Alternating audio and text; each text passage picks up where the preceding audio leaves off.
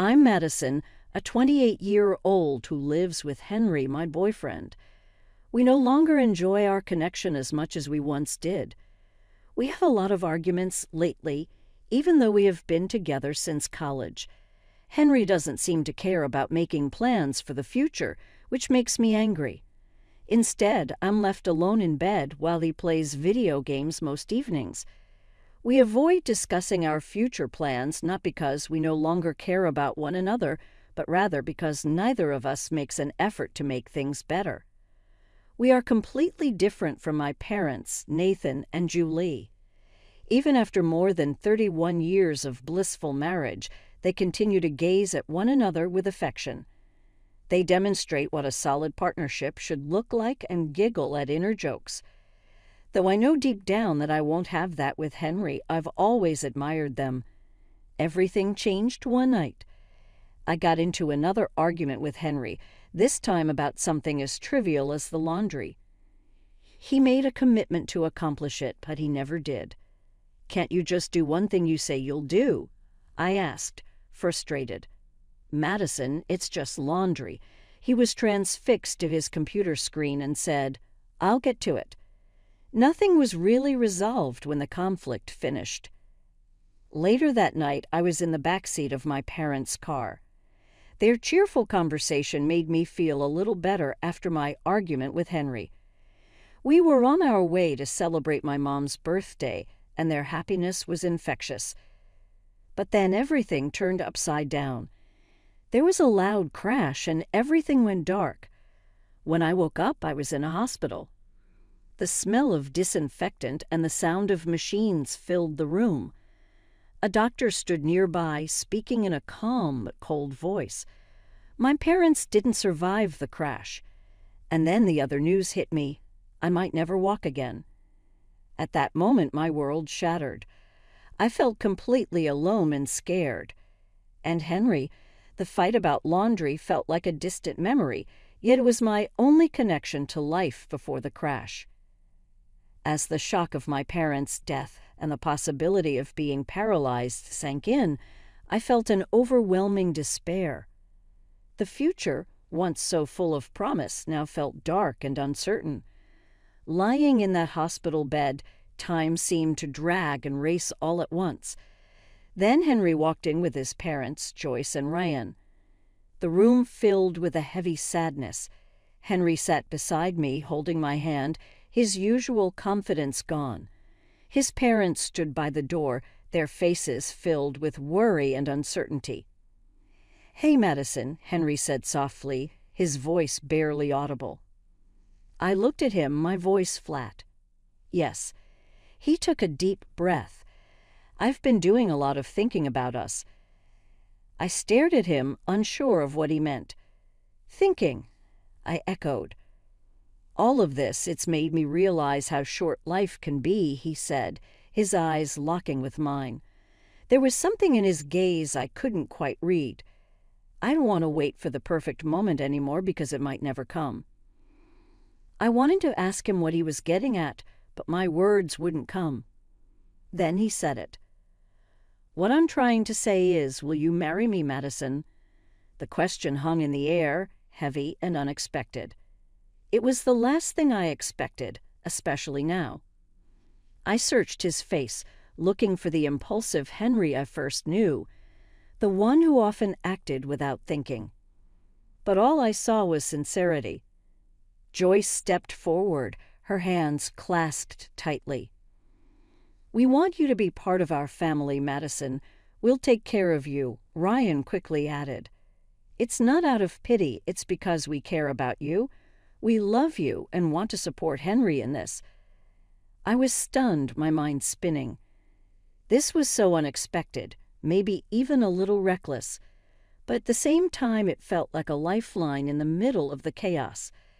I looked back at Henry, really looked at him for the first time. I didn't just see the boyfriend who sometimes frustrated me. I saw someone offering me his love and support during the most uncertain time of my life. "Henry," I faltered as I tried to find the right words. "It's okay, Madison," he said, his thumb gently rubbing circles on the back of my hand. You don't have to decide right now. I thought about my parents, their constant love and support, how they always wanted the best for me. Wouldn't they want me to be with someone who cared for me no matter what? I took a deep breath. Henry, I don't know what the future holds for me, for us, I said honestly. But yes, the word came out stronger than I felt. Yes, I'll marry you. For the first time in days, a genuine smile lit up Henry's face. Joyce let out a soft sob, covering her mouth with her hand. Even Ryan's eyes shimmered with tears. Moving into my parents' house with Henry was supposed to be a fresh start, a new beginning. But instead, it felt like I was living in a museum of memories. Everywhere I looked, there were reminders of my parents, their laughter, their warmth, their love. I thought having Henry with me would ease the emptiness, but instead, his presence seemed to highlight what was missing. At first, Henry was attentive. He checked on me constantly and made sure I had everything I needed. But as time went on, things began to change. He spent more and more time at his computer, shutting me out. One evening, I found him in the kitchen staring at his screen. I tried to keep my tone light as I said, "Henry, have you thought about looking for a new job? The insurance won't cover everything and the bills are piling up." Without looking up, he replied, "I told you, Madison, I'm taking care of you now. That's my job." I felt a flicker of frustration. "I can take care of myself during the day. You don't have to be here all the time," I said, trying to keep my voice calm. Finally, he turned to face me, his expression annoyed. "What do you want from me, Madison? I'm here, aren't I?" His tone took me by surprise. "Being physically here isn't the same as being present, Henry. I need a partner, not just a roommate." He stood up suddenly, the chair scraping loudly against the tile. "You know what, Madison? Maybe I need more than this, too. Maybe I'm not cut out to be a nurse." His words hit me like a slap. I watched as he stormed out, slamming the door behind him. The kitchen fell silent, the weight of his words pressing down on me. That night, lying in bed, I couldn't stop thinking about how quickly the good times had faded. The vows we'd taken in sickness and in health felt like they belonged to another lifetime. The Henry who had promised to stand by me now felt like a stranger. As the weeks dragged on, things only got worse. Henry's absences grew longer and his excuses weaker. He was either out with his friends or lost in a digital world that didn't seem to have room for me anymore. I felt like a problem Henry didn't expect or wasn't ready to carry. One especially hard day when the pain was unbearable and the house felt more like a lonely prison than a home, I heard the front door open. Hoping it was Henry, I called out, "Is that you?" "Yeah, it's me," he answered, his voice distant.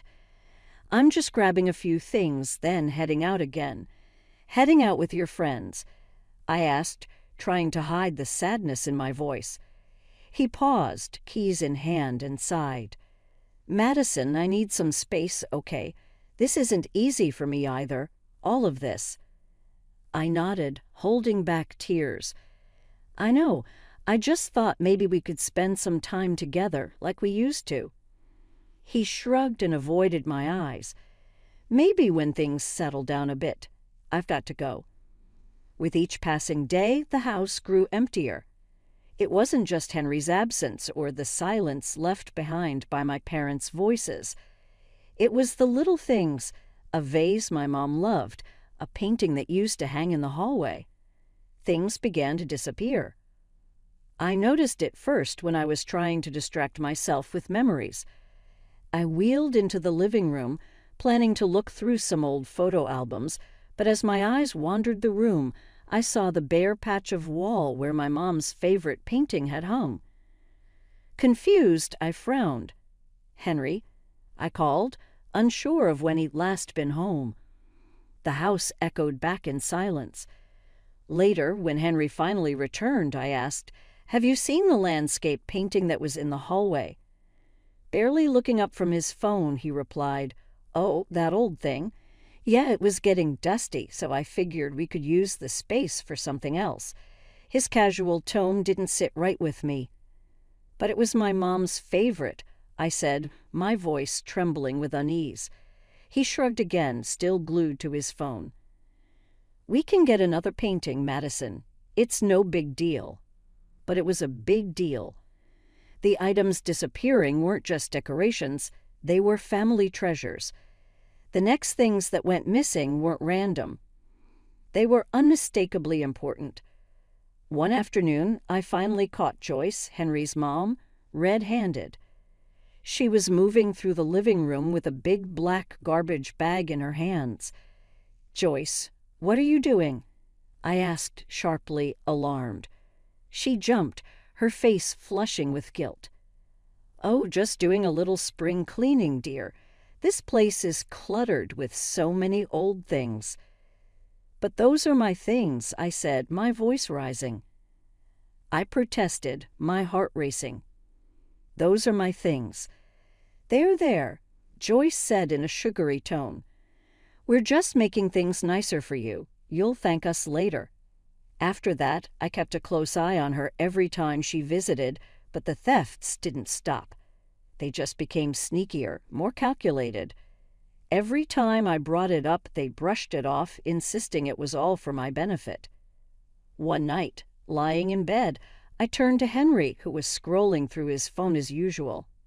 "Henry," I began, "your parents have been taking things from the house." "My things." He didn't even look up. "Mom's just trying to help, you know. She's good at this kind of stuff." "Helps," I repeated, disbelief thick in my voice. "By taking my parents' belongings." Finally, he sighed and set his phone down. "Look, Madison, they think we should be moving forward, not holding on to the past. They're just trying to lighten the load for you." I wanted to yell, to scream at the unfairness, the lack of respect. But I was so tired of fighting, tired of doubting myself. "This isn't what I want," I said softly, my energy drained. Henry reached over and patted my hand, but instead of comfort, it felt dismissive. "Try to get some sleep, Madison. Things will feel better in the morning." But they didn't feel better. I couldn't take it anymore. The only person I trusted was Kelly, my closest friend and a massage therapist helping with my rehabilitation. Her visits were the only thing that brought me any relief. "Kelly," I confided one day as she worked on my tense shoulders, "things are going missing around the house, and I can't shake the feeling that Henry and his parents are behind it." Kelly paused, her hand still. "Have you talked to Henry about it?" "I did," I said with a bitter laugh. "He just brushes it off, says his parents are helping us by decluttering, but it's only my family's things that are disappearing." Her brows knit in concern. "That doesn't sound right, Madison. Do you want me to do something? Maybe I could come by more often, keep an eye out." Her offer sparked an idea in me, a flicker of determination amidst my frustration. "Could you?"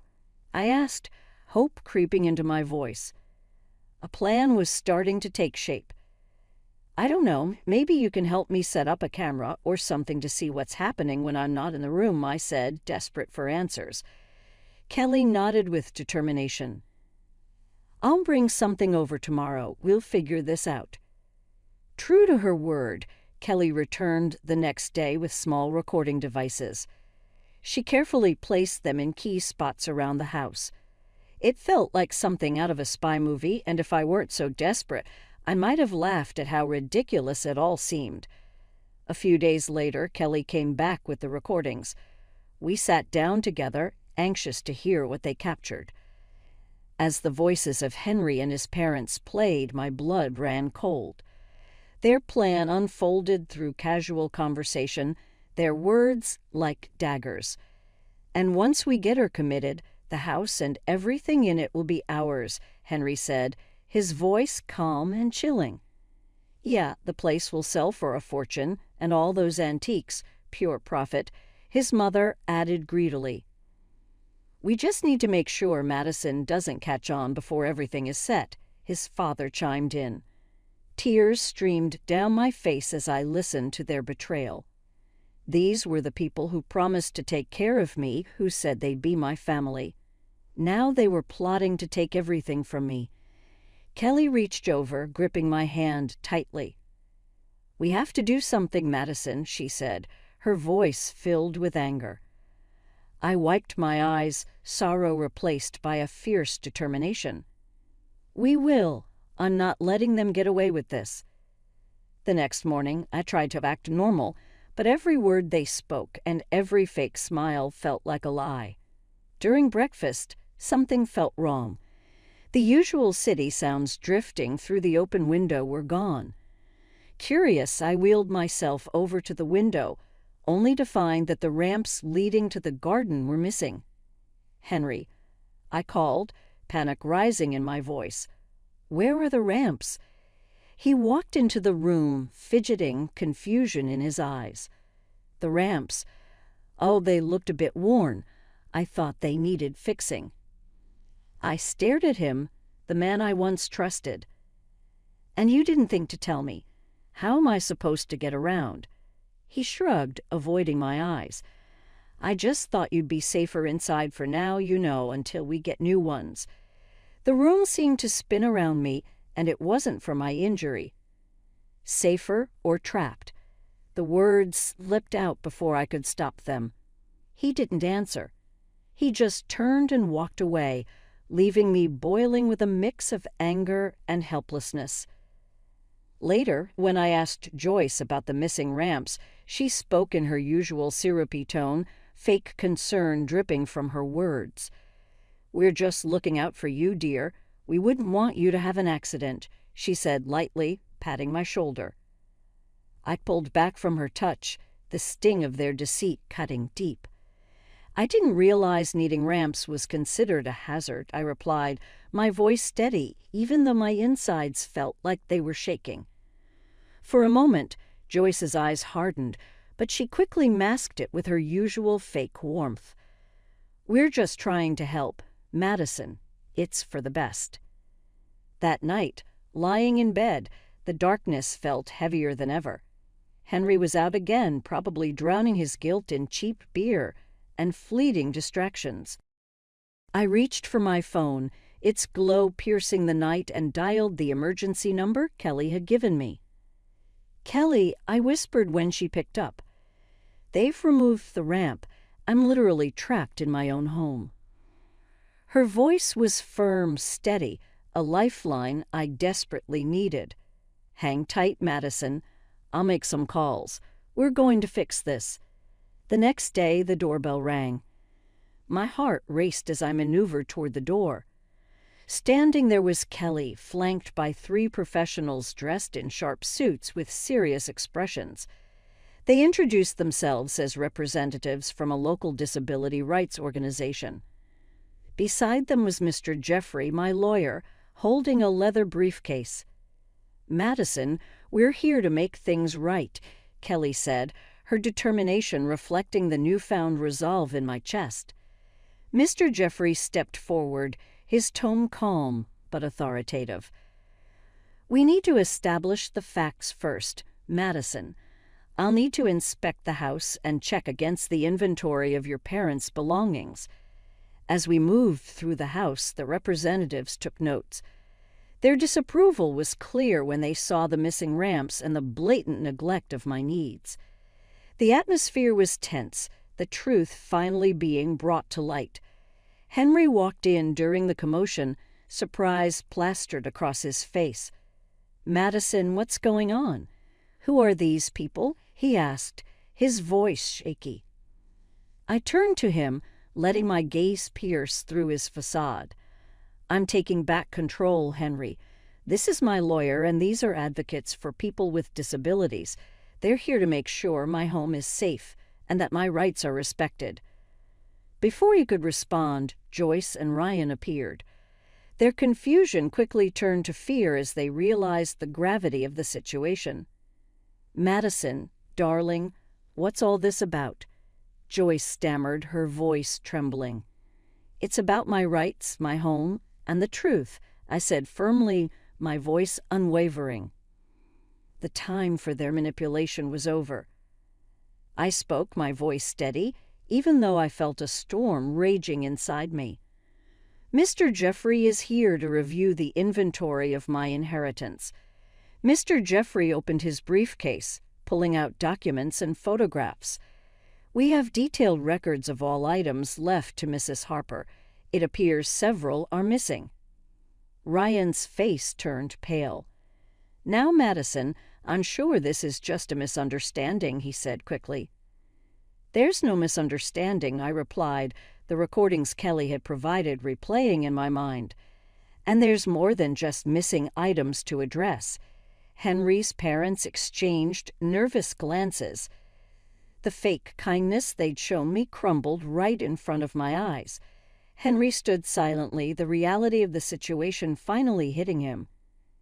Kelly stepped closer, her voice firm. "We also have evidence of your conversations about Madison's property and her well-being." One of the advocates from the Disability Service added, "Removing access to the ramps is a direct violation of Mrs. Harper's rights. We'll be taking action." As Mr. Jeffrey presented the evidence, proof of their theft and plans for my future, I could finally see the trap they had set for me. But now the tables had turned. I wasn't their victim anymore. I was in control. Henry finally found his voice. "Madison, I can explain." I shook my head, cutting him off. "Save it, Henry. I've heard enough." Joyce began to cry, and Ryan put an arm around her, but there was no comfort to be found in their lies. The day of the trial, the courtroom was cold and quiet, the tension thick in the air. On one side sat Henry and his parents, looking nothing like the family who once promised to care for me. On the other side, I sat with Kelly by my side and Mr. Jeffrey, ready with his stack of evidence. The judge looked down from his bench, his eyes briefly meeting mine.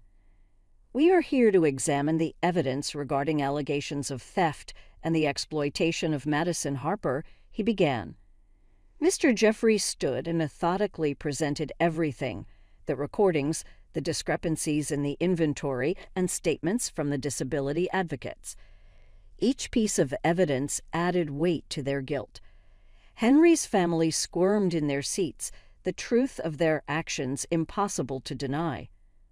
Joyce sobbed softly, her tears the backdrop to the unraveling of their scheme. When it was her turn to speak, she whispered, "We never meant for it to go this far." The judge's voice was stern as he addressed them. "You took advantage of a vulnerable person. There is no excuse for your actions." Finally, Henry spoke, his voice barely above a whisper. "I'm sorry, Madison. I never wanted to hurt you." But the damage was done, and no apology could undo what they had tried to take from me. I looked at Henry, memories of our time together flashing through my mind. "Sorry isn't enough, Henry. You made your choice." The judge's gavel came down, a final word on the life I had once known. Henry and his parents were found guilty. They were ordered to pay reparations and were forbidden from contacting me again. With Kelly and a team of dedicated professionals by my side, I began physical therapy. Each small movement felt like a hard-won victory. Slowly but surely, I started to regain strength.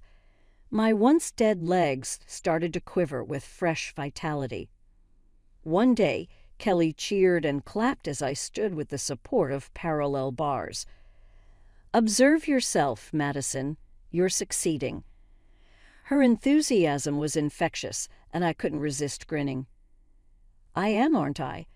Joy bursting from a place I believed was irreparable, I murmured. From that point on, I took things day by day, one step at a time. Once replete with distressing memories, the mansion was converted into a haven of solace and recovery. It developed into a haven where I could start over, getting stronger every day.